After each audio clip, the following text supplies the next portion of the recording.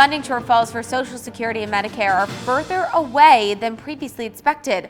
But the future stability of both programs remains a big concern. Washington correspondent Jackie DeFusco joins us live with the new projections out just this week. Good morning, Jackie. What can you tell us?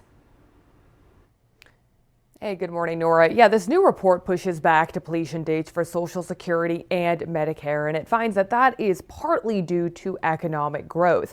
But nevertheless, advocates on this say that these revised timelines do not change the need for reform in this space.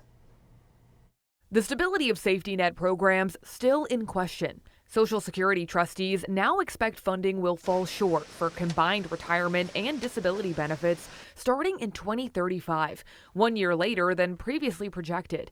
That's when a 17% cut could kick in for millions who count on the program. About half of seniors who are retired rely on Social Security for most of their income, and about 20% of people rely on it for almost all of their income. Medicare's Hospital Insurance Trust Fund is also facing a depletion date, now pushed back 5 years to 2036. Practically, it would mean that providers would face a serious cut, and many of them may decide that they don't want to take Medicare patients anymore if they couldn't afford it, or it would mean costs would go up for everyone else. The problem driven in part by an aging population, increasing demand for the programs. At the same time, the number of workers who are paying in to the trust fund has come down relative to what it was when the programs were created.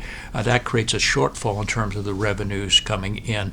Experts say a solution will require tough choices in Congress, from potentially cutting benefits to raising taxes to increasing the retirement age. We've known this for quite some time, that we have to make changes in these programs in order to maintain the benefit levels that people have come to expect in those particular programs.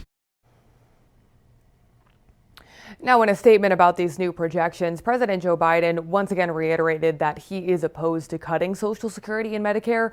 Instead, Biden is proposing a tax increase for certain high-income Americans that would be aimed at increasing the stability of these programs long term. However, that is a solution that many Republicans oppose. Nora?